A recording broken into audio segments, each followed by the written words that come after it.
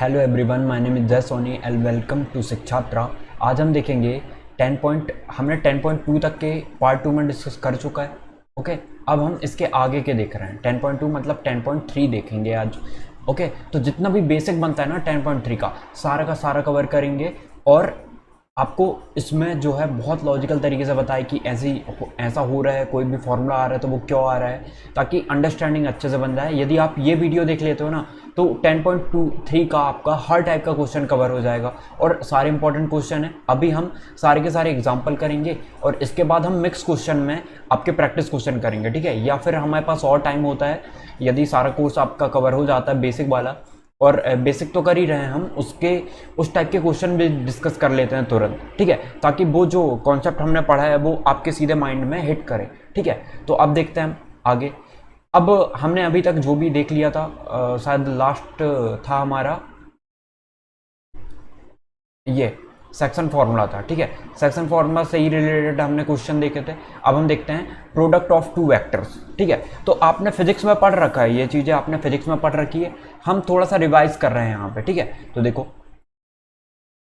हमने क्या पढ़ा था फिजिक्स में, आपने डॉट प्रोडक्ट पढ़ा होगा। तो स्केलर या फिर डॉट प्रोडक्ट जो होता है टू वेक्टर का, जैसे ये दो वेक्टर हैं, ठीक है। दो वेक्टर, वो आप कहोगे ये तो इनिशियल पॉइंट इनका सेम है, ऐसा भी हो सकता है। दो वेक्टर ऐसे भी पॉसिबल है, दो वेक्टर ऐसे भी पॉसिबल, कैसे भी हो सकते हैं वो वेक्टर, ठीक है। ऐसा नहीं कि ऐसे ही हो। अब आप कहोगे कि ये भी तो दो वेक्टर है, इनमें तो कोई एंगल नहीं बन रहा है।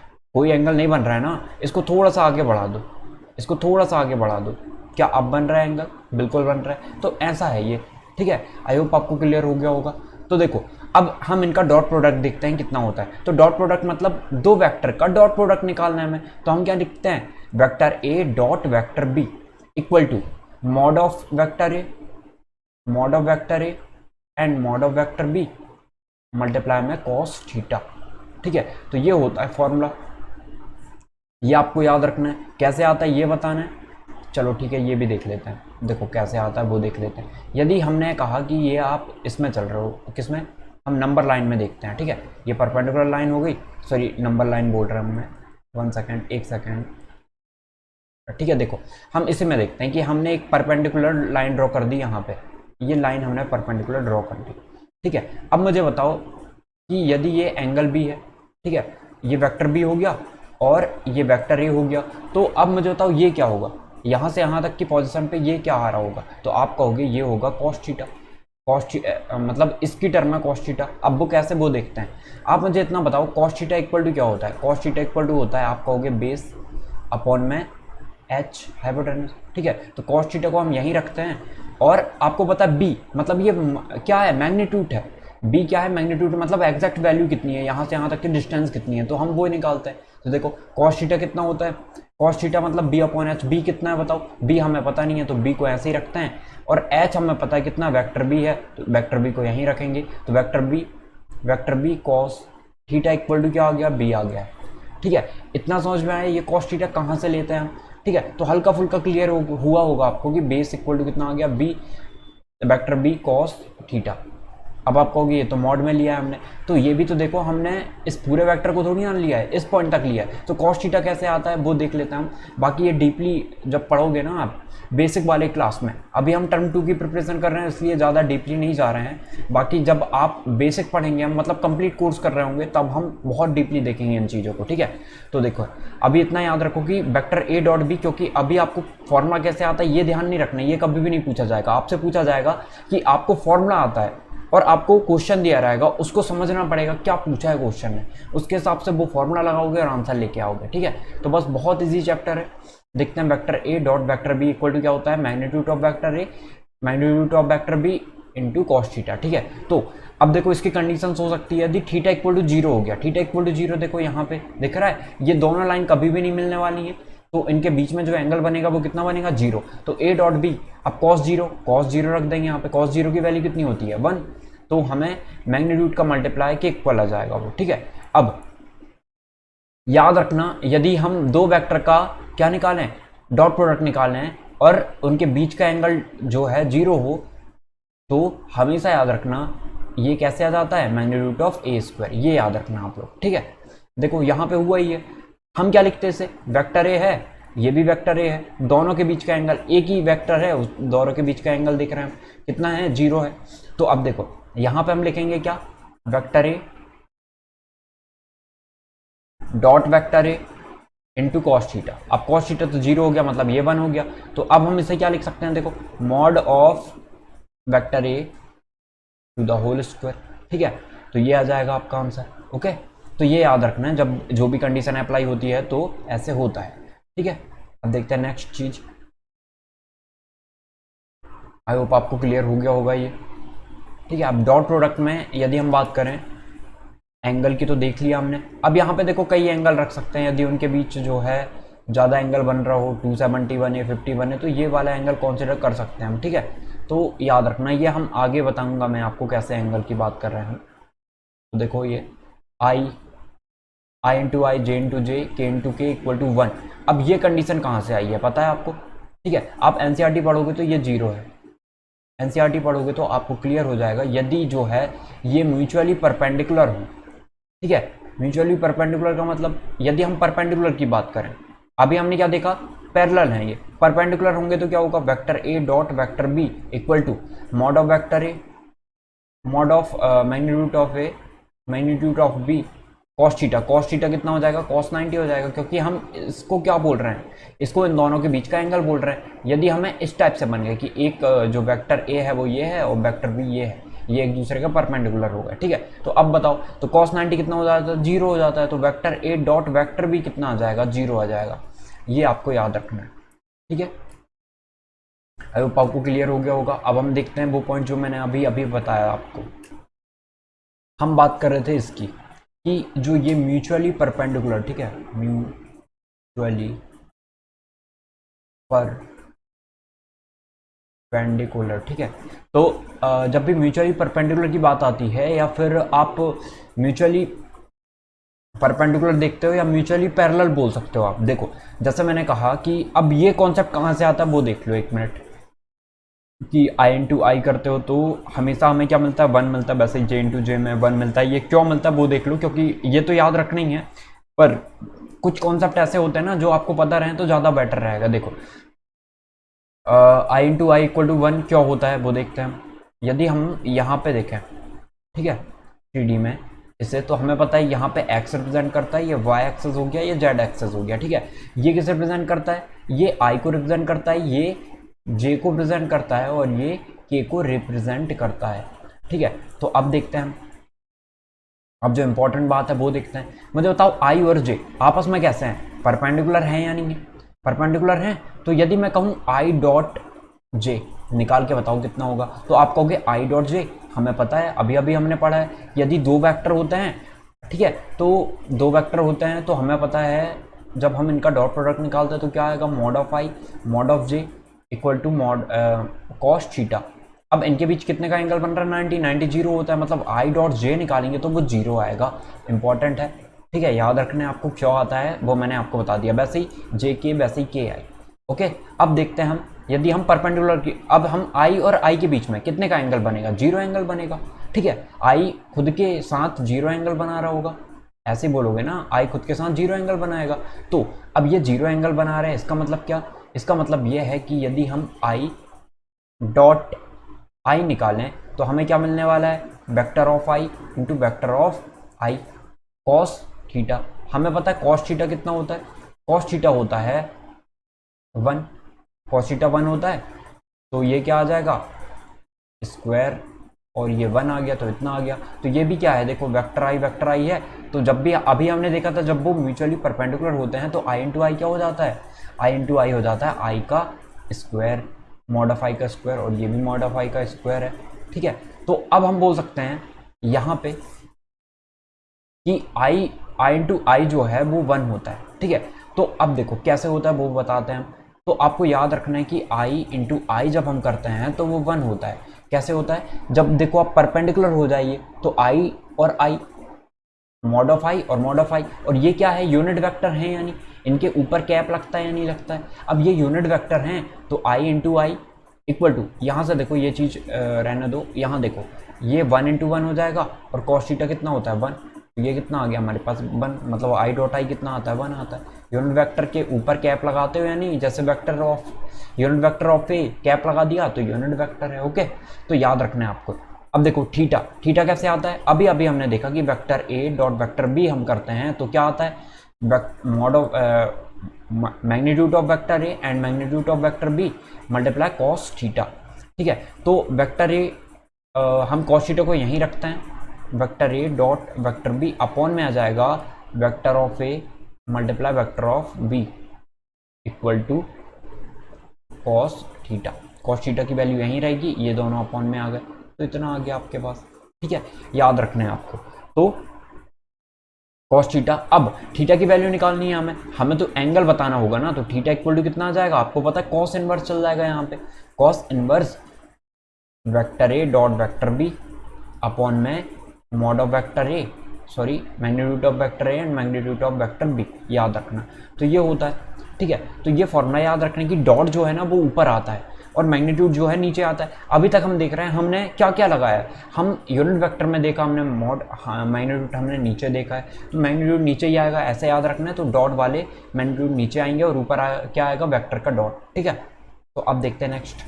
अब हमें distributive of scalar product ever addition let A vector A vector B vector C and any 3 vectors then, तो हमें क्या कह रहा है, distributive of scalar product over addition. जब हम एडिशन में इनका वेक्टर निकालते हैं, जैसे एडिशन हो रहा है 2 वेक्टर का, और जब हम इसका डॉट प्रोडक्ट निकालें तो क्या होगा, वो ए का डॉट प्रोडक्ट बी के साथ निकालना पड़ेगा प्लस ए का डॉट प्रोडक्ट सी के साथ निकालना पड़ेगा। ठीक है, एक और चीज़ जो कम्यूटेटिव प्रॉपर्टी को फॉलो करता है, अब देखो प्रॉपर्टी नंबर 2 वो भी देख लेते हैं। Let A and B B any 2 vectors and 1 B any scalar then.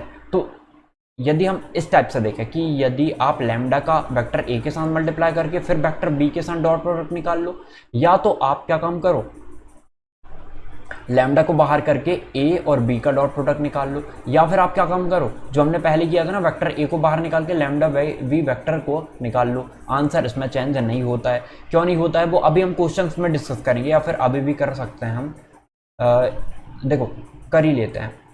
एक और चीज़, यदि हम ए डॉट बी की बात करें तो वो बी डॉट ए भी होता है, मतलब ये कम्यूटेटिव प्रॉपर्टी को फॉलो करता है। अब कैसे करता है वो देखते हैं कि एक वेक्टर हो गया, वेक्टर ए जो है i + 2j + 3k हो गया। ठीक है, और एक वेक्टर बी जो है वो हो गया है 2i - j - k, एक वेक्टर ये है। तो इनके बीच हमें डॉट प्रोडक्ट निकालना है, vector A dot vector B.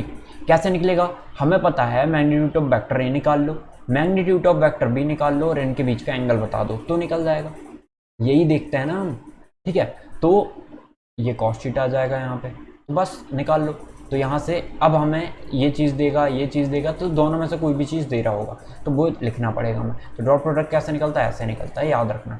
ठीक है, तो इनका मैग्नीट्यूड निकालना, ये भी बताना, और ये एंगल भी दिया होगा कि कितने का एंगल बना रहा होगा, तो याद रखना। यदि हम ये निकालें, या यदि आपने वेक्टर बी को यहाँ रख दिया और ए को यहाँ रख दिया, कोई चेंजेस आएगा, नहीं आए, वेक्टर बी यहीं रहेगा, वेक्टर ए यहीं रहेगा, अरे मल्टीप्लाई तो कर रहे हैं इनके बीच, कॉस थीटा। ठीक है, एक और चीज़ याद रखने वाली है जो इंपॉर्टेंट है, देखते हैं। सर मैंने नहीं बताया होगा, इसको मैंने ये बताया था ना कि इनको हम आगे बढ़ा सकते हैं, लेकिन याद रखना जो थीटा होता है ना, जो एंगल होता है वो हमेशा 0 के इक्वल होगा या बड़ा होगा, और पाई के इक्वल होगा या छोटा होगा। ठीक है, ये चीज़ आपको याद रखनी है। वो कैसे, तो देखो वेक्टर ए वेक्टर बी है, तो हमें पता है कि यदि हम दो वेक्टर के बीच का एंगल देख रहे हैं, 2 वेक्टर के बीच का एंगल ये हो सकता है, ये भी हो सकता है, और ये भी हो सकता है। ये मतलब ये 2 वेक्टर हैं, इनके बीच का एंगल पाई हो गया, 180 हो गया। लेकिन अब जैसे ही आपने यहाँ कर दिया ये वेक्टर को, तो अब दोनों के बीच का वेक्टर ये हो गया ना, सॉरी एंगल तो ये हो गया, ये 2 वेक्टर थे, इनके बीच का एंगल ये हो गया। आपने क्या किया, ये इसको नीचे और एंगल बढ़ा दिया आपने, लेकिन हमें 2 के बीच का एंगल देखना है, तो वो यहाँ होगा, ये वाला होगा, तो इससे कंसीडर करेंगे। अब वेक्टर बी ये हो गया, वेक्टर ए ये हो गया, तो इन दोनों के बीच का एंगल इतना होगा। तो ये याद रखना है, ये पाई से हमेशा इक्वल होगा या छोटा होगा। ठीक है, अब देखो, अब हमें क्या दिया है और आगे, projection of a vector on a line, कि हमें एक लाइन पे प्रोजेक्शन निकालना है, तो वो कैसे निकालेंगे। ठीक है, तो देखो एक लाइन होगी जो कि एल हो गया, एल को रिप्रेजेंट कर रहा है, और जो एक वेक्टर है ये वेक्टर ए हो गया, इसको वेक्टर पी के हमें रिलेट में या वेक्टर एल के रिलेट में हमें क्या निकालना है, हमें इसका निकालना है प्रोजेक्शन। ठीक है, if unit vector p is the unit vector along a line a L, then the projection of a vector on the line L is given by vector a dot vector unit vector p। ये याद रखना है। ठीक है, क्या बोला इसमें कि यदि जो p है आपका वो यूनिट वेक्टर निकल जाए, वो यदि यूनिट वेक्टर निकल जाए, then the projection of vector A का प्रोजेक्शन क्या निकलेगा, एल लाइन पे वेक्टर ए का डॉट प्रोडक्ट निकाल लो यूनिट वेक्टर के साथ तो निकल जाएगा। यदि यूनिट वेक्टर है तो, यूनिट वेक्टर नहीं है तो यूनिट वेक्टर कैसे पहचानते हैं, बताया था मैंने। यूनिट वेक्टर पहचानने के लिए हमें पता है कि जब हम उनका मैग्नीट्यूड निकालते हैं तो वो 1 आता है, 1 यूनिट आता है। ठीक है, तो याद रखना है। अब देखो ये 90 थीटा जो है वो 90 से बड़ा है। अब ये इस तरफ देखो ये लाइन हो गई और हम ऐसा मानते हैं कि ये वेक्टर ये हो गया, वेक्टर ये हो गया, ये एल लाइन है, इसके रिस्पेक्ट में हमें बताना है प्रोजेक्शन किस पे, इस लाइन के अलोंग हम देखेंगे कि कौन सा वेक्टर है, तो वेक्टर बी होगा। ठीक है, बी होगा, सी होगा, पी होगा, जो भी निकालना चाहो निकाल सकते हो। अब हमने देखा कि ये एंटी क्लॉकवाइज कितना एंगल बना रहे हैं इस लाइन से, तो ये 90 का एंगल बना रहा है। ठीक है, 90 का सॉरी 0 और 90 के बीच में एंगल बनाएगा, 90 ये हो जाएगा आपका, है ना। तो देखो अब वही चीज़ है, यदि आप 90 से आगे बढ़ते जा रहे हो, मतलब ये जो है ये 90 डिग्री यहाँ कहीं हो जाता। ठीक है, 90 डिग्री ये होता है, 90 से आप बढ़ गए मतलब इतने आ गए, तो अब ये 90 से बड़ा है एंगल और 180 से छोटा है, ये याद रखना है। अब यहाँ पे देखो थीटा जो है, एंगल जो है, थीटा कैसे रिप्रेजेंट करता है, एंटी क्लॉकवाइज उस लाइन से जो वेक्टर जो है जो भी एंगल बनाता है वो है, तो ये थीटा है। अब थीटा की वैल्यू जो है यहाँ पे हम देखते हैं क्या है, थीटा की वैल्यू ना 0 से बड़ी है और 90 से छोटी है, ऐसा बोल सकते हैं। ठीक है, ये याद रखना, 90 से छोटी है। ठीक है, अब देखो अब हम आगे चलते हैं, इसे प्रोजेक्शन निकालना है तो ऐसे निकालेंगे। ठीक है, यूनिट वेक्टर हुआ तो अब देखो प्रोजेक्शन आया कहाँ से, ये वर्ड आया कहाँ से, कैसे निकाल देते हैं हम, इसका फॉर्मूला क्या है, तो वो देखो आता कहाँ से फॉर्मूला, जो मैंने अभी अभी पहली आपको बताया था कि ये यदि परपेंडिकुलर लाइन हो गई ये परपेंडिकुलर, और ये यहाँ से यहाँ तक ये तो पूरी लाइन है, लेकिन यहाँ से यहाँ तक जो है वो प्रोजेक्शन, ये वेक्टर है। ठीक है, वेक्टर पी है। ठीक है, इसके अलोंग विथ जो है जो वेक्टर है, जैसे देखो unit vector along a line, या फिर हम बोल सकते हैं vector P along a line in L. ठीक है, ऑन एल। ओके, तो आप बोल सकते हो कि जो वेक्टर पी है वो इसके अलोंग है, मतलब यहाँ से यहाँ तक किससे रिप्रेजेंट कर रहा है, ए से सी तक वेक्टर पी है। अब मुझे बताओ, यदि यहाँ पे हम थोड़ा सा डिस्कस कर लेते हैं। ठीक है, यहाँ देखो इसी पे तो थोड़ा और ऊपर कर लेते हैं ताकि अच्छे से क्लियर हो। देखो यदि मैं इस पे प्रोजेक्शन, इसलिए मैं इतना डीपली बता रहा हूँ ताकि हर कॉन्सेप्ट अच्छे से क्लियर हो जाए। देखो राइट एंगल ट्रायंगल बन रहा है, राइट एंगल ट्रायंगल में हमें वेक्टर ए पता है और ये वाला एंगल पता है, ये थोड़ा सा 90 डिग्री वाला बना लेते हैं ताकि क्लियर हो आपको अच्छे से। पहले तो ये 90 डिग्री बन गया, ये एंगल किसे प्रेजेंट कर रहा है, थीटा को। ठीक है, थीटा है ये एंगल, ये 90 नहीं है, थीटा है, 90 तक आ सकता था, मैं ये बोल रहा था आपको। ये वेक्टर भी हो गया, इस लाइन के अलोंग मतलब इस पॉइंट से लेके इस पॉइंट तक वेक्टर बी है, और ये वेक्टर ए है, इसी का प्रोजेक्शन निकालना है वेक्टर बी के रिस्पेक्ट में। ठीक है, ऑन वेक्टर बी। तो अब देखो, अब हम कहें कि प्रोजेक्शन क्या होता है, प्रोजेक्शन हम निकाल रहे हैं कि इस वेक्टर बी तक ये कितना है, जो वेक्टर ए है ना, ये वेक्टर ए हो गया, इस वेक्टर ए को हम कैसे प्रोजेक्ट कर रहे हैं, प्रोजेक्ट क्या कर रहे हैं कि ये बी के अलोंग में कितना है। ठीक है, इसका प्रोजेक्शन कर रहे हैं, वो कितना किस पे प्रोजेक्शन कर रहे हैं, बी के रिस्पेक्ट पे कर रहे हैं, तो इसलिए आपको ऑन बी आता है प्रोजेक्शन निकालो, या बी के अलोंग बी से रिलेट करके हमें बोल दे कि ए के हमें प्रोजेक्शन निकालो। ठीक है, ए से प्रोजेक्शन निकालो, तो वो सब चीज़ निकालेंगे। अभी हम एक लाइन बना लिया हमने, समझो वो आता कहाँ से फॉर्मूला। तो देखो ये वेक्टर ए हो गया, अब हम कॉस थीटा की बात करेंगे। क्यों, क्योंकि कॉस थीटा में हमें किसकी ज़रूरत है, अब हमें इस बेस की ज़रूरत है। ठीक है, तो देखो प्रोजेक्शन किसके रिस्पेक्ट में निकाल रहे हैं, इसके रिस्पेक्ट में, तो प्रोजेक्शन देखो, प्रोजेक्शन क्या होगा, प्रोजेक्शन ऐसे बोलेंगे, प्रोजेक्शन ऑफ वेक्टर ए। ठीक है, vector A on vector B. ठीक है, projection of vector A on B. अब देखो अब देखो यदि हम बात करें, हम इन दोनों के बीच में रिलेशन बतानी है, इन दोनों के बीच में रिलेशन बतानी है। अब मुझे बताओ, यदि मुझे लाइन बताना है यहाँ से यहाँ तक, तो वो मैग्नीट्यूड हो जाता है। अब वो लाइन क्या होगी एग्जैक्ट, यदि मैं इसे मैग्नीट्यूड ऑफ वेक्टर भी बोलूँ या बी बोलूँ, बात एक ही है, ठीक है। तो देखो, तो हमें क्या निकालना है, हम यदि मैं बात करूँ, ये वेक्टर ए हो गया, ये वेक्टर ए है, तो ये कितना हो जाएगा, ये बेस कितना आ जाएगा, बेस यदि यहाँ से यहाँ तक निकालना है मुझे, तो आपको पता है कॉस थीटा इक्वल टू क्या होता है, base upon H, B upon H होता है। तो कॉस थीटा इक्वल टू कितना आ जाएगा, कॉस थीटा इक्वल टू आ जाएगा बी। बी कितना है बताओ मुझे, बी है, बेस जो है वो वेक्टर, बेस हमें पता नहीं है ऐसा समझो, बेस हमें इसका यूनिट वेक्टर नहीं पता ना, यहाँ से यहाँ तक की डिस्टेंस नहीं पता, तो बी मान लो। एच कितना है, एच है वेक्टर ए, ठीक है। या फिर ए भी बोल सकते हो आप, इसका मैग्नीट्यूड निकालना पड़ेगा ना इस वेक्टर का, कि यहाँ से यहाँ तक है कितना, ए है, तो ए कॉस थीटा को आप क्या बोल सकते हो, बी बोल सकते हो। बी मतलब प्रोजेक्शन ऑफ, प्रोजेक्शन मतलब क्या हो रहा है कि आप इतने एंगल पे इसका प्रोजेक्शन निकाल रहे हो वेक्टर ए का, किस पे, ऑन बी, वेक्टर बी।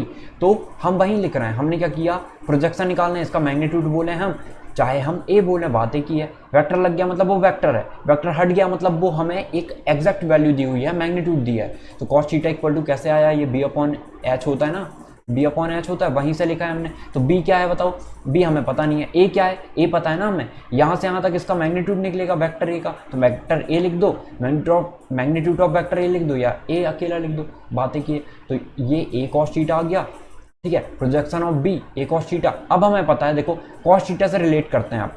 अब मुझे बताओ, हमने अभी अभी पढ़ा है, यदि हम डॉट प्रोडक्ट निकाल रहे हैं ए और बी का, तो कितना होता है, magnitude of vector A magnitude of vector B into cos theta होता है।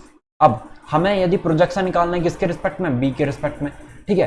तो ए का बी के रिस्पेक्ट में, तो हम ऐसा देखेंगे कि यदि हम प्रोजेक्शन निकालते हैं तो वो आ जाता है ए कॉस थीटा। तो देखो, या तो मैग्नीट्यूड ऑफ ए लिख दो, या फिर आप लिख दो इसे ए लिख सकते हैं, ए को इसके पास पास लिख देते हैं, तो ए कॉस थीटा।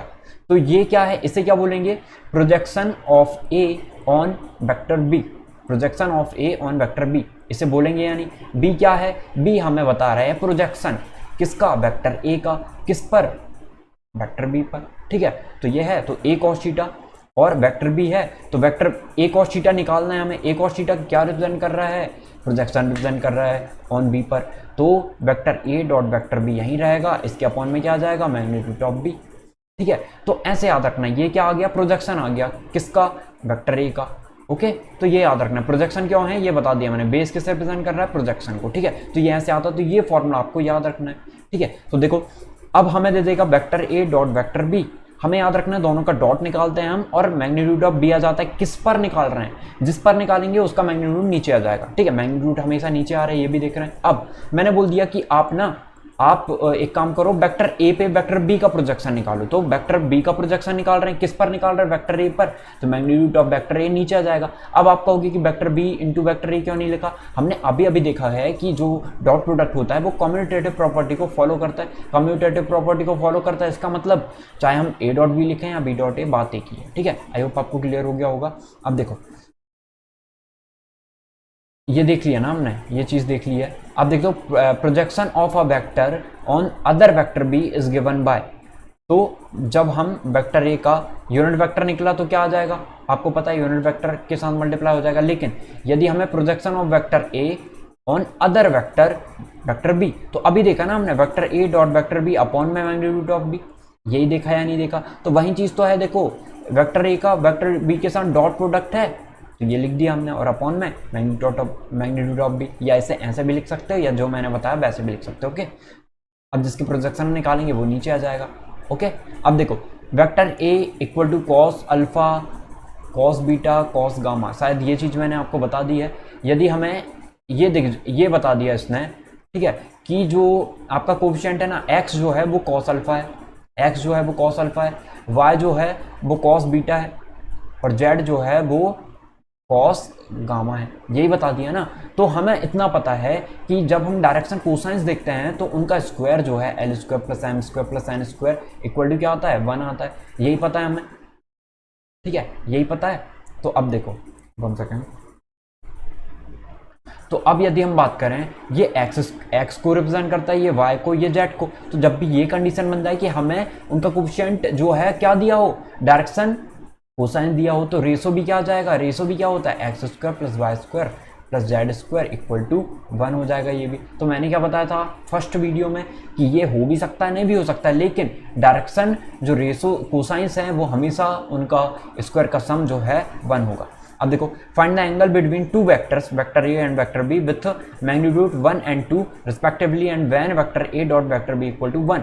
अब बिल्कुल ये नहीं सोचना है हमें कि हमें एग्जैक्ट फॉर्मूला पता होना चाहिए कॉस थीटा इक्वल टू ये होता है या theta equal to cos inverse ये होता है, बिल्कुल भी नहीं।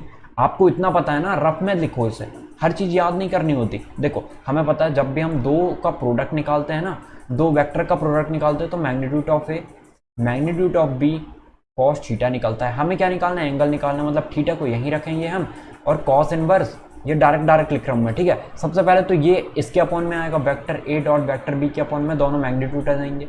वो बताया भी था मैंने, याद कैसे रखना है, दोनों मैग्नीट्यूड नीचे आते हैं, फिर भी भूल जाते तो ऐसे याद रख लो। तो वी नो दैट सबसे पहले जो भी हमें गिवन है वो लिखेंगे। Find the angle between to vector vector A and vector B with magnitude 1 and 2 respectively and when. तो सबसे पहले हम लिखेंगे गिवन, ठीक है।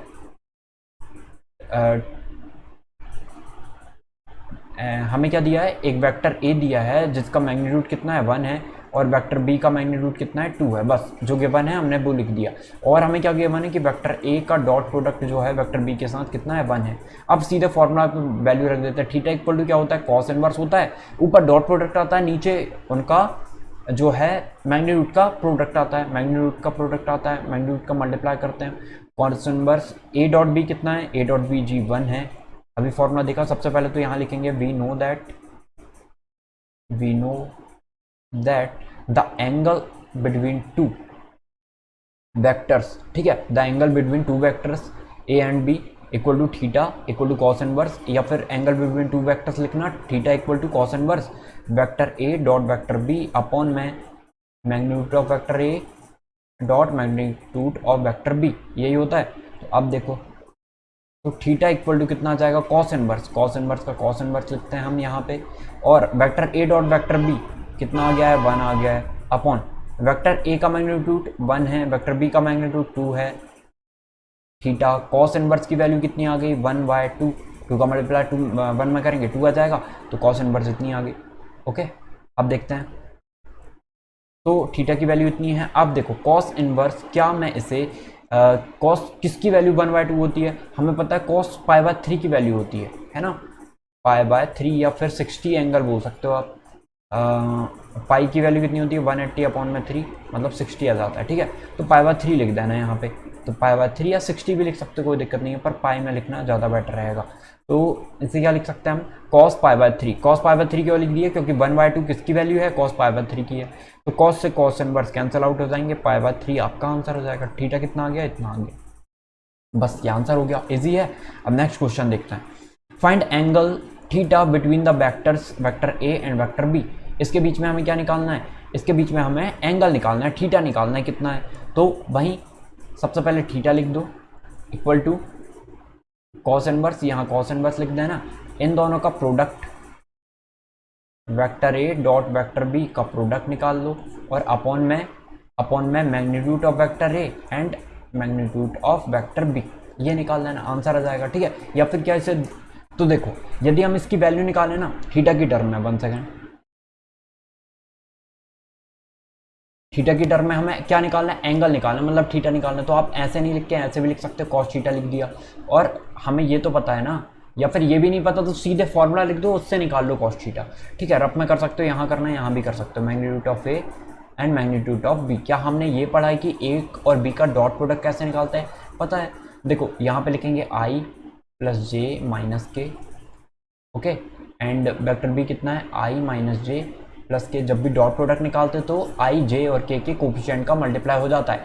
मैग्नीट्यूड ऑफ वेक्टर ए कितना आ जाएगा, 1 का स्क्वायर प्लस, ये अलग अलग निकाल सकते हो, ठीक है, 1 का स्क्वायर माइनस 1 का स्क्वायर प्लस 1 ही आ जाएगा। फिर रूट इसका बी का वेक्टर मैग्नीट्यूड निकाल लो, 1 का स्क्वायर प्लस 1 का स्क्वायर प्लस 1 का स्क्वायर माइनस 1 का स्क्वायर 1 ही हो जाता है। अब देखो इसको थोड़ा सा और सॉल्व कर लेते हैं यहाँ पे, तो आई का कोफिशिएंट 1 है, 1 इंटू 1 1 आ जाएगा, ठीक है। फिर बीच में हम प्लस लिखते हैं, 1 इंटू -1 कितना आएगा, -1, मतलब -1 आ गया। फिर -1 इंटू +1, -1 इंटू +1 -1 आ जाएगा अपॉन अपॉन में इनका जो √3 आ गया, ये भी √3 आ गया। ठीक है, तो 1 से तो 1 एक कैंसिल हो जाएगा, +1 से ये -1 कैंसिल हो गया। ठीक है, अब क्या बचा, -1/√3, -1/√3 बचा, सॉरी -1/3 बचेगा। कितना बचेगा, -1/3। ठीक है, तो अब हमें क्या निकालना है, हम तो cos थीटा लेके चल रहे हैं ना, ये cos थीटा की वैल्यू आई है, तो हमें पता है थीटा बस निकालना है हमें, तो cos इनवर्स -1/3 आपका राइट आंसर होगा। ठीक है, बस यहीं तक करना था हमें सॉल्व। देखो 1 सेकेंड, ठीक है, यहाँ तक करना था, तो cos थीटा की वैल्यू आ गई आपकी। अब देखो एग्जांपल नंबर 15 देखते हैं। ये सारे एनसीईआरटी के एग्जांपल हम कर रहे हैं। If vector a equal to 5i minus J minus 3k and vector b equal to i plus 3j minus 5k, then so that the vectors vector a plus vector b and vector a minus vector b are perpendicular. ठीक है, तो देखो हमें क्या show करना है कि ये दोनों वेक्टर जो है परपेंडिकुलर हैं। अब परपेंडिकुलर होने के लिए हमें क्या पता है, जब भी दो वेक्टर परपेंडिकुलर होते हैं तो उनका डॉट प्रोडक्ट जो है ना वो 0 निकलता है।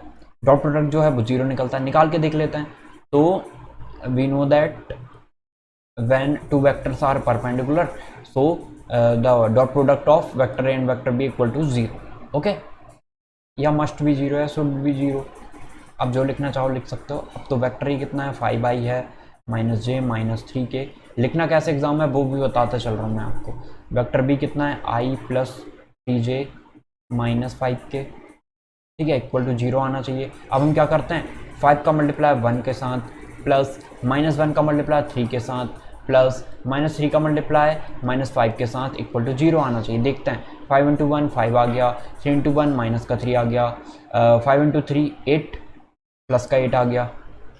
ठीक है, तो 8 में से 3 जाएगा, कितना बचेगा, 5 बचेगा प्लस का, तो 5 plus 5 equal to 0। Then so that the vectors of, अच्छा सॉरी, देखो यहाँ पे हमें क्या दिया है, ये इनका नहीं निकालना है हमें क्वेश्चन में क्या दिया है पहले वो तो देखो। हमें क्वेश्चन में दिया है, एक सेकेंड, हमें क्वेश्चन में दिया है, हमें क्वेश्चन में दिया कि जो वेक्टर a प्लस बी है, वेक्टर a माइनस बी है, आर परपेंडिकुलर, ये परपेंडिकुलर है। सबसे पहले क्या निकालोगे, वेक्टर सबसे पहले गिवन लिखेंगे, फिर वेक्टर a प्लस बी निकाल लो, कितना आएगा, 5 और 1 6i minus J and plus 3k -2j -5k and -3k -8k, ये आ गया। अब vector a minus vector b, ये कितना आ जाएगा देखो, तो 5i माइनस i मतलब 4i। ठीक है, -j and -3j -4j -3k plus 5k, plus क्यों कह रहा हूँ, माइनस का अंदर मल्टीप्लाई होगा ना, आपको एक स्टेप और करनी है, मैं डायरेक्ट कर रहा हूँ। यदि समझ में नहीं आता तो आप बता सकते हो, हम और डीपली देख सकते हैं इसे।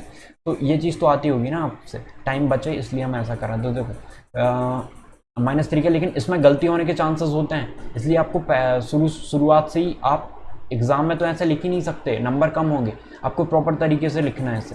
तो देखो 4i है, -3k एंड -5k, प्लस का हो जाएगा, मतलब प्लस का 2k आ जाएगा, क्योंकि बड़ा नंबर है, प्लस का 5k है। अब इन दोनों का डॉट प्रोडक्ट निकाल लो, तो vector a plus vector b, ठीक है, dot vector a minus vector b equal to, निकाल लेते हैं, देखो 6 into 4, 6 multiply 4 plus -2 multiply -4 plus -8 multiply 2, निकाल लो, 6 4 जा 24 -4 2 जा 8 प्लस के ही आ जाएगा, -8 2 जा 16 माइनस का 16 आ गया। 1 सेकेंड, कहीं गलती तो नहीं की हमने, हमें क्या निकालना था कि ये दोनों इनका प्रोडक्ट निकाल, a प्लस बी निकाल के देखो जरा, 5 और 1 6 आ गया, -i 3 में से 1 जाएगा तो 2j आ जाएगा, 5 और 3 8j, ये तो सही है।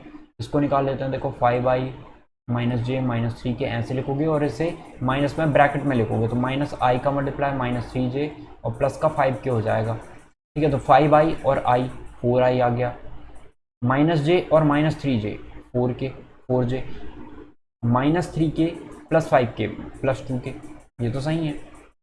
24 और यह जाएगा प्लस का 8 माइनस का 16, देख लेते हैं सही तो है। अब 24 में से 16 जाएगा, कितना बचेगा 8, लेकिन 8 + 8 आ रहा है ना, 8 - 8 आना था। कहीं ना कहीं हम मिस्टेक कर रहे होंगे, देख लेते हैं एक बार, चेक कर लेते हैं, देखते हैं चेक करके कहीं गलती तो नहीं कर रहा है। प्लस में एक बार और देख लेते हैं, 5/i कितना हो गया 6i। इसलिए ऐसे करने में ना मिस्टेक हो जाती है, इसलिए आपको प्रॉपर तरीके से पूरे पूरे लिखना है। हमने ये तो चेक कर लिया था एक बार फिर से, ये सही था। ये प्लस और देख लेते हैं, 5/6i आ गया, ठीक है। प्लस का 3j बड़ा है, माइनस का j छोटा है, प्लस का 2j आता, ये गलती हो रही थी। तो 4 में से 2 जाएगा, माइनस का 8, और 8 और 16 माइनस का 24, और ये प्लस का 24, मतलब अब आ गया 0। तो ऐसे करना है आपको, ठीक है। तो इसलिए छोटी छोटी माइनस मिस्टेक होती हैं, उनको कब आप टैकल कर सकते हो, जब आप इस तरीके से देखोगे, ठीक है। एक सेकेंड,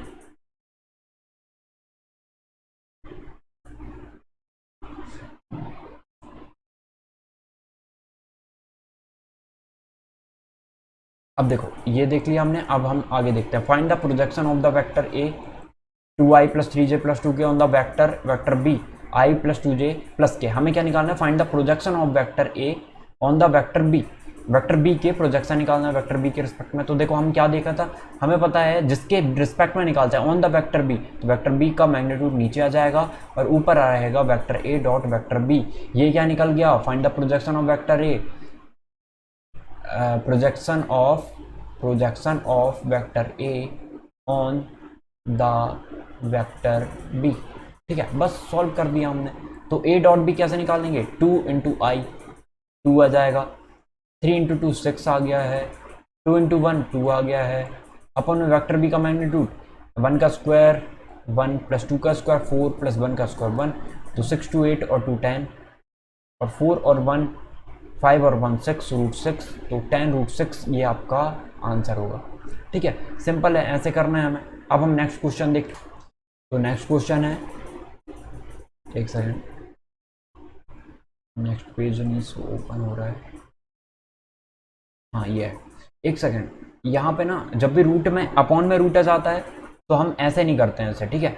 जब भी अपॉन में रूट आ जाता है तो इसे हम रैशनलाइज कर देते हैं। तो √6 का रैशनलाइज कर दो, √6 अपॉन में √6 आ जाएगा, तो 10 √6 अपॉन में कितना आ गया 6, तो इसे और कैंसिल कर देते हैं, 2 से 3 टाइम ये हो गया, 2 से 5 टाइम ये हो गया, तो कितना आ गया 5/3 √6, ये आपका आंसर होगा। अब देखते हैं next example number 17, find vector A minus vector B if two vectors vector A and vector B are such that vector A magnitude of vector A 2 and magnitude of vector B is 3। तो हमें dot product 4 दिया है, हमें क्या निकालना है, find vector A minus B. हमें vector A minus B find करना है। हमें दो वेक्टर का मैग्नीट्यूड दिया है इतना, और हमें ए डॉट बी भी दिया है 4। तो हम कैसे निकाल सकते हैं वेक्टर, हमें तो क्या फाइंड करना है, हमें तो vector A minus vector B find करना है। तो ये तो हमने देखा नहीं है, क्या हमें एग्जैक्ट वैल्यू मिल जाती वेक्टर ए और वेक्टर बी की तो हम निकाल सकते थे। क्या एग्जैक्ट वैल्यू निकालनी पॉसिबल है यहाँ पे, बिल्कुल भी नहीं है। इनसे तो एग्जैक्ट वैल्यू निकालनी पॉसिबल ही नहीं है। मैग्नीट्यूड 2 किसी भी वेक्टर का हो सकता है, कई वेक्टर पॉसिबल है जिनका मैग्नीट्यूड 2 हो सकता है। ऐसे कई ऑप्शन देखे थे हमने 10.2 या 10.1 में, ऐसे कई एग्जाम्पल देखे थे हमने, ठीक है। तो अब देखो वेक्टर ए और वेक्टर बी का जब डॉट प्रोडक्ट निकालते हैं तो 4 आता है। तो अब हमको रिलेट करना है कि हम ए माइनस बी कैसे ला सकते हैं, सोचना है हमें ये चीज़, ठीक है। तो देखते हैं हम कैसे ला सकते हैं। अब यदि हमें तो इतना समझ में आ गया कि हम डायरेक्ट तो ला नहीं सकते, है ना। तो कैसे लाएं फिर हम, तो हमें इतना पता है कि यदि हम इसका स्क्वायर कर दें, इसकी वैल्यू निकालनी है हमें ए माइनस बी की, तो यदि हम इसका स्क्वायर कर दें तो वो कितना आता है, तो वो आता है ए का स्क्वायर, मैग्नीट्यूड ऑफ ए का स्क्वायर हो जाएगा, -2 × vector A × vector B plus, ठीक है, vector B into vector B, तो ऐसे लिखते हैं ना, vector B into vector B ऐसे लिखते हैं, यानी तो मैग्नीट्यूड ऑफ वेक्टर बी आ जाता है, ये याद रखना है हमें, ठीक है। तो ये कितना आ जाता है, मैग्नीट्यूड ऑफ वेक्टर बी। क्यों आ गया, क्योंकि cos थीटा क्या है 0 डिग्री बना रहे हैं, तो इनका डॉट प्रोडक्ट कितना होता है, वही आ जाता है, ठीक है, b² आ जाता है मैग्नीट्यूड ऑफ वेक्टर बी। तो ये क्या आ जाएगा, मैग्नीट्यूड ऑफ वेक्टर बी का स्क्वायर, ये याद रखना है हमें। तो अब देखो वेक्टर ए का मैग्नीट्यूड कितना है 2, 2 का स्क्वायर 4 हो जाएगा, -2 ए इंटू बी कितना है 4 है, तो ये 4 आ गया, प्लस बी का square mod magnitude of B का स्क्वायर कितना 3 का स्क्वायर 9 आ गया, 4 × 2 = 8, 9 में से 8 जाएगा 1 बचेगा, प्लस का 1, 4 और 1 5 आ गया। तो हमें a माइनस बी इनका स्क्वायर मिला हुआ है, स्क्वायर रूट कर देते हैं बोथ साइड पे। तो vector a minus vector b equal to कितना आ जाएगा, √5 आंसर। तो सोचना पड़ेगा हमें, देखो ऐसा नहीं है जो पढ़ा है ना हमने उससे बाहर कुछ भी नहीं आएगा, बस थोड़ा सा सोचना पड़ेगा लॉजिकल तरीके से अच्छे से, तो सारे क्वेश्चन बनेंगे हमसे। अब देखते हैं नेक्स्ट क्वेश्चन। अब नेक्स्ट क्वेश्चन देखते हैं सीधे, example number 18। If vector A is a unit vector and vector X minus vector A multiply vector X plus vector A equal to 8 है, देन फाइंड वेक्टर एक्स। ठीक है, vector x की value निकालनी है। तो देखते हैं हम सॉल्व करते हैं इसे। तो हमें vector A is a unit vector, vector A जो है वो यूनिट वेक्टर है, ठीक है। तो इसकी वैल्यू फाइंड करो, है ना। तो सॉल्व करते हैं। यदि हमने लिखा है कि वेक्टर एक्स है माइनस वेक्टर ए, जो भी गिवन है हम लिख लेंगे यहाँ पे, multiply vector X plus vector A equal to 8। तो देखो कैसे होगा इनका, एक्स का वेक्टर एक्स का मल्टीप्लाई वेक्टर एक्स पे हो जाएगा, वेक्टर एक्स का मल्टीप्लाई वेक्टर ए पे होगा, डॉट प्रोडक्ट निकल रहा है ये वेक्टर एक्स का डॉट प्रोडक्ट इस पे, फिर माइनस ए का डॉट प्रोडक्ट माइनस एक्स पे, सॉरी मल्टीप्लाई एक्स पे, और minus minus vector A multiply vector B. जब भी ए और ए के बीच में हम डॉट प्रोडक्ट निकाल रहे होते हैं, अभी अभी पहले हमने पढ़ा था कि ये कितना आ जाता है, देखो एक्स है इसका डॉट प्रोडक्ट निकालना है, मतलब इन दोनों के बीच में एंगल कितना बन रहा है, 0, तो 1 ही आ जाएगा। तो हम क्या निकालेंगे, ये mod of x into mod of x के इक्वल होगा, या फिर हम बोल सकते हैं मॉड ऑफ एक्स के स्क्वायर के इक्वल। तो इसे क्या लिख सकते हैं, मॉड ऑफ एक्स का स्क्वायर, ठीक है, मैग्नीट्यूड ऑफ एक्स का स्क्वायर। और ये देखो इनको कम्यूटेटिव प्रॉपर्टी को फॉलो करते हैं, इसे हम ए एक्स लिख सकते हैं। तो ए एक्स से ये वाला कैंसिल हो जाएगा, आप पहले लिखोगे इसको फिर लिखोगे कम्यूटेटिव प्रॉपर्टी, ठीक है, फ्रॉम कम्यूटेटिव प्रॉपर्टी इसे एक्स ए को ए एक्स लिख सकते हैं। अब देखो क्या आ गया, माइनस वेक्टर ए का स्क्वायर आ गया है इक्वल टू 8। अब हमें पता है ये यूनिट वेक्टर है, यूनिट वेक्टर का मॉड हमेशा कितना आता है, 1 आता है, तो है ना, मॉड मैग्नीट्यूड कितना आता है, 1 आता है हमेशा, तो ये 1 स्क्वायर हो जाएगा। तो ये एक्स स्क्वायर है माइनस ये 1 का स्क्वायर हो गया इक्वल टू 8। हमें मॉड ऑफ एक्स की वैल्यू निकालनी थी, 1 इस तरफ आएगा प्लस का 1 तो 9 हो जाएगा, इस तरफ के प्लस का 1 होगा ना, और ये एक्स का स्क्वायर है, तो ये एक्स इक्वल टू क्या आ गया, एक्स इक्वल टू आ गया है, स्क्वायर रूट ले लेते हैं दोनों तरफ, तो ये 3 आ जाएगा। तो ये आपका आंसर हो गया, सिंपल है, एक बार फिर से देखना आ जाएगा समझ में, ठीक है। अब देखते हैं नेक्स्ट क्वेश्चन। देखो हमें दिया for any two vectors vector A and vector B always have vector A plus vector B greater and equal to vector A plus vector B triangle inequality, ठीक है। तो इक्वालिंग इनइक्वालिटी होती है, कॉसी इनइक्वालिटी होती है, ठीक है। तो कॉसी वाली भी पढ़ना है, तब हमें ये अच्छे से क्लियर हो पाएगा, ठीक है। तो वो भी आपको अच्छे से आना बहुत ज़रूरी है, यदि वो नहीं आती है ना तो ये चीज़ आप फॉलो नहीं कर पाओगे, मतलब इसे सॉल्व नहीं कर पाओगे, जब तक वो बनेगी तो ये बनेगी। तो एक काम करते हैं, पहले उसको ही डिस्कस कर लेते हैं, ठीक है, और फिर ये देख लेंगे। सेकेंड, ये so that the points and are collinear, ठीक है, तो ये इसका पॉइंट होगा। सबसे पहले तो कॉसी इनइक्वालिटी देख लेते हैं हम, तो देखते हैं कॉसी स्क्वायर्स इनइक्वालिटी, ठीक है। सबसे पहले ये देख लेते हैं कॉसी स्क्वायर्ड इनइक्वालिटी क्या बोलती है हमें, कि जो vector A dot vector B का मॉड है ना, ये मॉड है, ठीक है, मैग्नीट्यूड बोलो मॉड बोलो। अब देखो ये ए डॉट बी है, ये ग्रेटर एंड इक्वल टू होगा vector A dot vector B के, ठीक है, इनके मैग्नीट्यूड के इक्वल होगा डॉट प्रोडक्ट के। तो देखते हैं वो कैसे होता है। तो यहाँ पे तो एक चीज़ फॉलो करनी चाहिए कि जो वेक्टर ए और वेक्टर बी हैं दोनों के दोनों नॉन जीरो वेक्टर होने चाहिए, ठीक है, इनका मैग्नीट्यूड जो है वो 0 नहीं आना चाहिए, तभी ये फॉलो होगा। तो देखो अब हमें पता है कि vector A dot vector B हम निकालते हैं तो वो क्या होता है, दो वेक्टर का प्रोडक्ट क्या होता है, अरे magnitude of vector A magnitude of vector B cos theta, यही होता है। यानी एक काम करो, vector A dot vector B को इसी तरफ रखते हैं, या मॉड ले लो सब तरफ, तो मॉड हमें पता है, मॉड लेते हैं तो वो हमेशा पॉजिटिव हो जाता है, और ये वाली वैल्यू तो हमेशा पॉजिटिव होगी, तो इसका मॉड और ले लेते हैं। तो मॉड ले लिया, अब vector A dot vector B upon में इन सबको यहाँ ले आओ, तो vector A mod of vector B magnitude of vector B, ठीक है, इक्वल टू किसके होगा, कॉस थीटा के।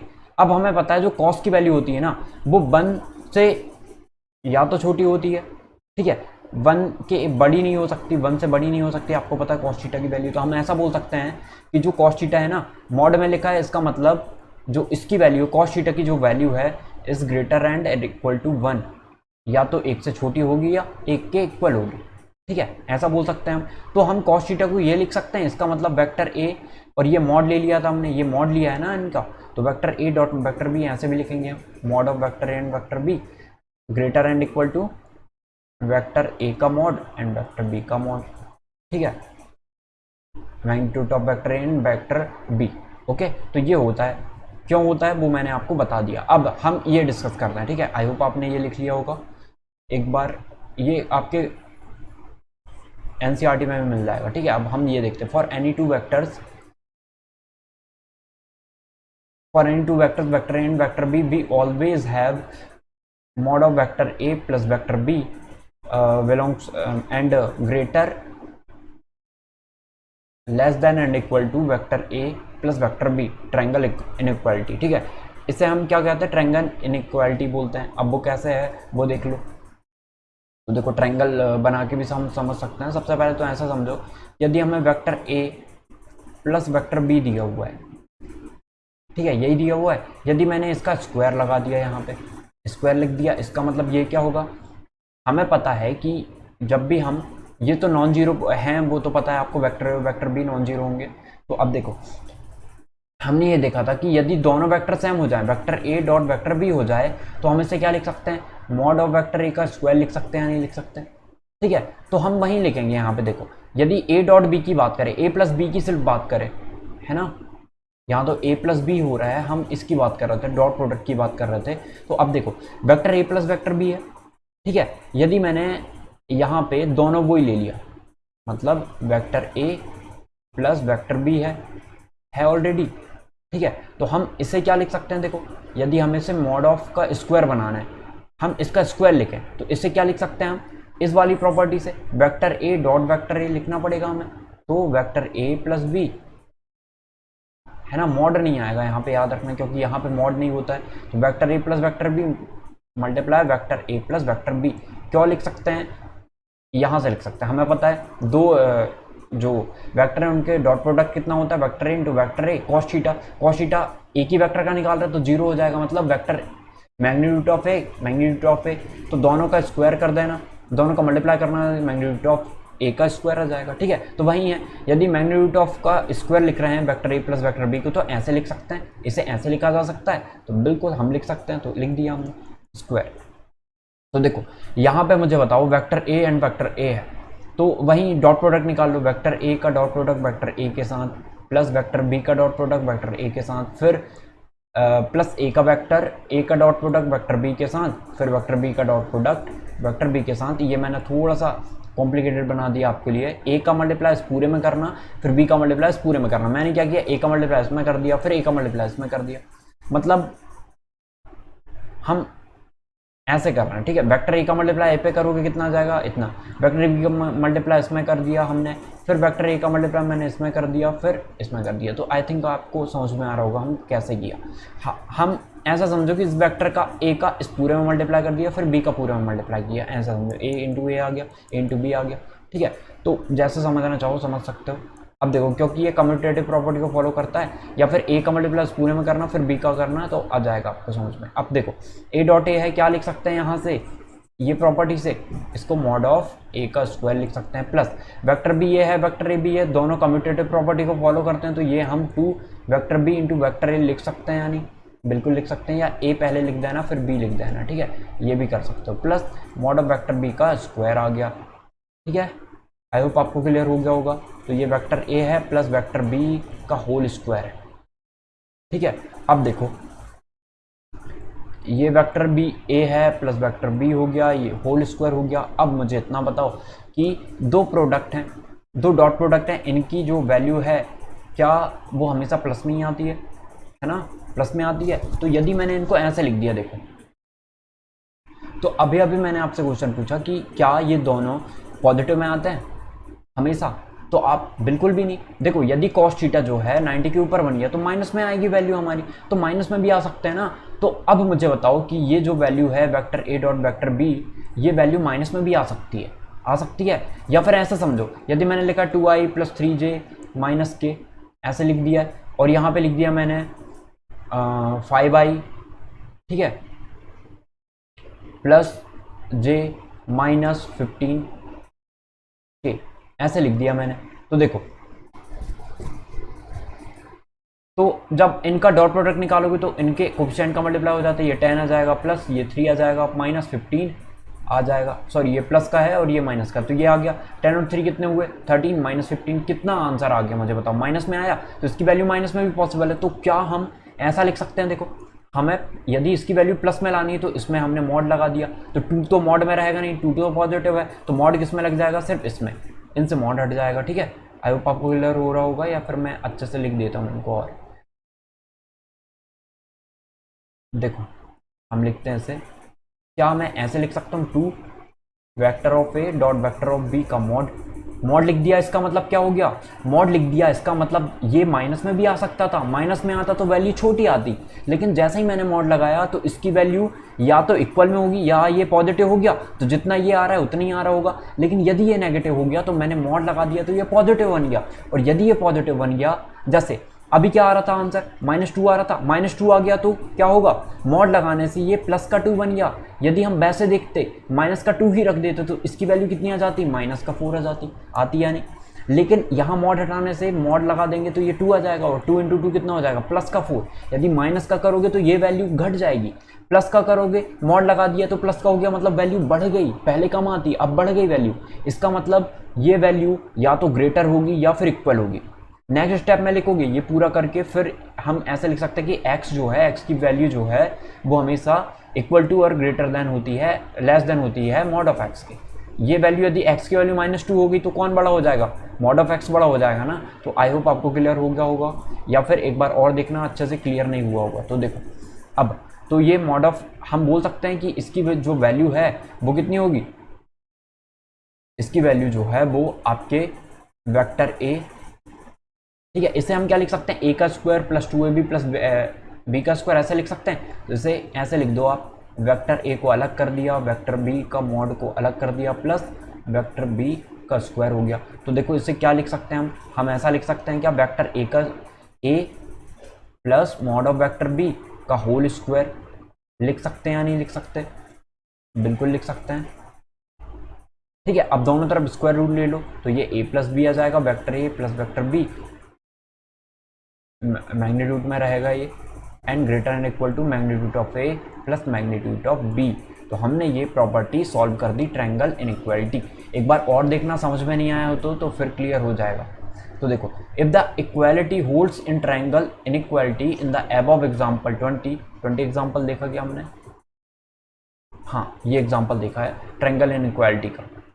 तो हमें बोल रहा है यदि a plus B equal to vector a plus vector b आ गया, आ सकता है बिल्कुल, तो vector A C equal to क्या हो जाएगा, vector A B plus B C. अब ये आ कहाँ से रहा है भाई, ट्रायंगल हमने पढ़ा है ना, ये ट्रायंगल पढ़ा है हमने, तो इस ट्रायंगल में हमें पता है कि यदि ये a हो गया, ये b हो गया, ये c हो गया, तो ए बी और ये बी सी वैक्टर, और जो ए सी है वो यहाँ से ए से ए टू सी जा रहा है। तो हमें पता है जब हम इसको लिखेंगे तो vector A B plus vector B C equal to में वैक्टर ए सी आ जाएगा, आएगा या नहीं, तो वहीं तो लिखा हुआ है यहाँ पे, ठीक है। तो अब इनको अलग अलग वेक्टर में हमने रिप्रेजेंट कर दिया, then A C equal to ये होगा, showing that the points A B and C are collinear. यदि आपको ए बी सी को कोलिनियर सेंड करना है, आपको प्रूफ करना है, ठीक है, जब वो इक्वालिटी को, if the equality holds in triangle inequality, यदि जो इक्वालिटी है वो ट्रायंगल इनइक्वालिटी को होल्ड कर रही है, तो हम क्या बोलेंगे, ये इसको फॉलो कर रहा होगा। मतलब यदि कोलिनियर बताना है हमें ए बी सी को, तो देखो कोलिनियर मतलब एक ही लाइन में, हमने 11 में पढ़ा था एक ही लाइन में होते हैं, लेकिन हमने फिर आगे अभी देखा था कोलिनियर मतलब दो वेक्टर यदि कोलिनियर हैं इसका मतलब वो पैरेलल होंगे, ये पढ़ा। और अब हम देख रहे हैं ट्रायंगल इनइक्वालिटी में यदि 3 जो पॉइंट हैं वो कोलिनियर हैं, इसका मतलब वो ट्रायंगल इनइक्वालिटी को फॉलो कर रहे हैं, ठीक है। तो ये चीज़ है। अब देखो, so that points are collinear, collinear point show करना है तो वही A B plus vector B C equal to vector A C यदि आ गया, इसका मतलब आपने सही किया है, शो कर देते हैं। तो ए प्लस बी मतलब ए बी क्या आएगा, बी माइनस ए आएगा, तो आई माइनस 2, ऐसे कर लेना, सॉल्व करना, आंसर आ जाएगा। ओके, तो आपको ये करना है, यदि नहीं बनता तो एग्जांपल नंबर 21 देख लोगे, बन जाएगा, ठीक है। फिर भी नहीं बनता तो आप कमेंट सेक्शन में बता सकते हो, हम वो देख लेंगे। Okay, thank you.